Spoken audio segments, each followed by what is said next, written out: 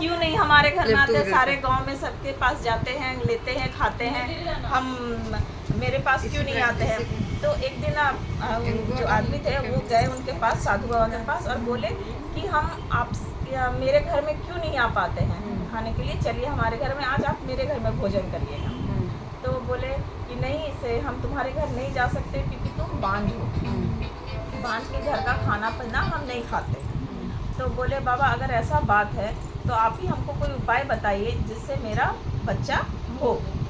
तो बोले कि एक काम करो, तुम दोनों हस्बैंड वाइफ दोनों मिल के 16 सोमवारी का व्रत करो, जिससे भगवान खुश होके तुमको आशीर्वाद देंगे तो तुम्हारा संतान होगा।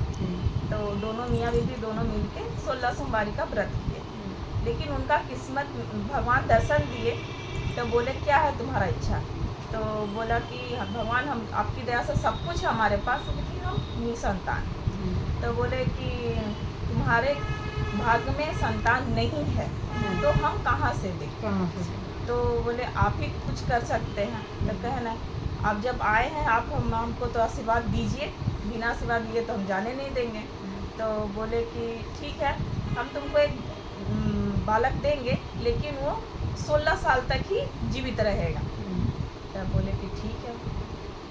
तो एक बच्चा फिर हुआ। फिर वो लोग सब लोग भगवान का भजन कीर्तन, जैसे भगवान का शिव गुरु का करते रहे, पूजा करते रहे। तो जब 15 साल हो गया तो दोनों को मन में लगा अब मेरा बच्चा का समय तो हो रहा है, अब हम क्या करें?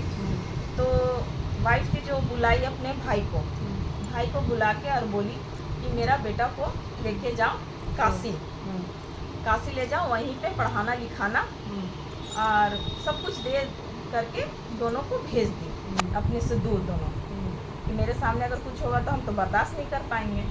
तो दूर भेज दिए। तो जब रास्ते में जा रहे थे दोनों, तो रास्ते में जाते जाते ना एक जगह पे ना शादी हो रहा था।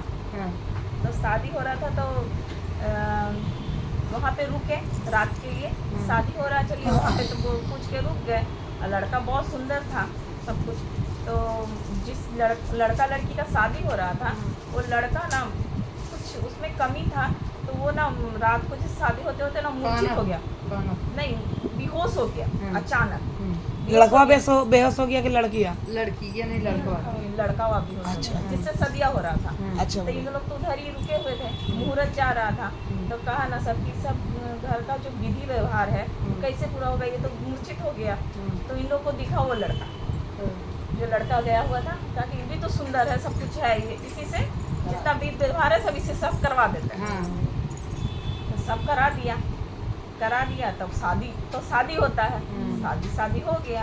अब वो लड़का मूर्छित जो रहा था वो मूर्छित रह गया। ठीक है। फिर सुबह हुआ तो दोनों लड़का लड़की जो थी, ये लड़का और वो लड़का, तो कहा ना कि अब तो तुम बोला कि अब तुम इसके साथ रहो, जो लड़का मूर्छित था। तो कहा कि नहीं, मेरा तो सारा संस्कार उसके साथ हुआ है, तो हम उसी के साथ रहेंगे। लेकिन उसको तो पता नहीं था कि उसका आयु कम है, लेकिन लड़का को पता था मेरा आयु कम है। तो जब दोनों को एक जगह बैठाया गया तो वो सारा बात उस लड़की को बता दिया। तो बोला कि कुछ भी हो, आप मेरे ही पति हैं और आप ही को हम ये करते हैं, पति मानते हैं और आप ही के साथ रहेंगे। तब बोली कि अभी तो हम काशी जा रहे हैं, काशी में मेरा पढ़ाई लिखाई होगा, अगर हम उधर से वापस आएंगे तो तुमको हम अपना घर लेके जाएंगे। और वो भी जो थी बहुत बड़ी शिव भक्त थी। सारा तो बात बता दिया कि ऐसा ऐसा बात है, 16 साल है, अगर हम जीवित रहें तो तुम्हारे पास जरूर आएंगे, अगर नहीं रहे तो तुम कहे ना कि ठीक है आप जाइए।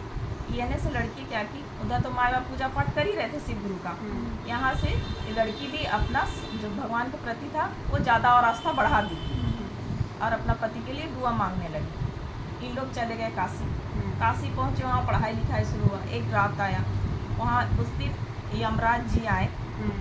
यमराज जी जब आए बोले कि इसका आयु पूरा हो गया तो इसको हम लेके जाएंगे। तो तुरंत शंकर भगवान और माँ पार्वती भी आ गए, कहे कि ये बच्चा जो है मेरा दिया हुआ हम डिसाइड करेंगे ये जाएगा कि नहीं जाएगा, ठीक है।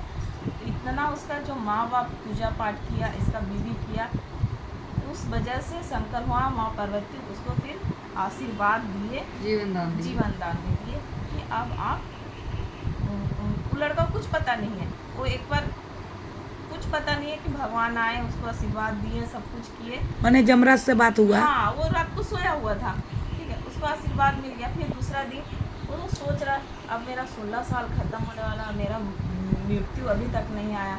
जैसे 16 साल से एक दिन क्रॉस किया तो उसका जो मामा था वो भी सोच रहा है अब तो मेरा भांजा जीवित है। अब भगवान का आशीर्वाद, दोनों गए विश्वनाथ भगवान का दर्शन किए। उसके बाद दोनों वापस आते आते फिर लड़की के घर भी गए, वहाँ से लड़की के लिए विदाई किया बहुत धूमधाम से उसका पिता।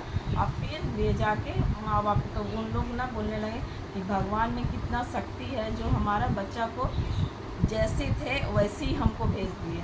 उस दिन से भगवान जी का जो भजन कीर्तन जो हुआ, सब मानने लगे भगवान को, बोले भगवान ना। को मानने लगे और सब लोग इसी से रहने लगे। हाँ, बोले बोलो शिव गुरु महाराज। भोलानाथ की जय। भोला भंडारी, इसीलिए तो बोला जाता है भोले भंडारी, तो भोले भंडारी है ये हैं, भोले हैं।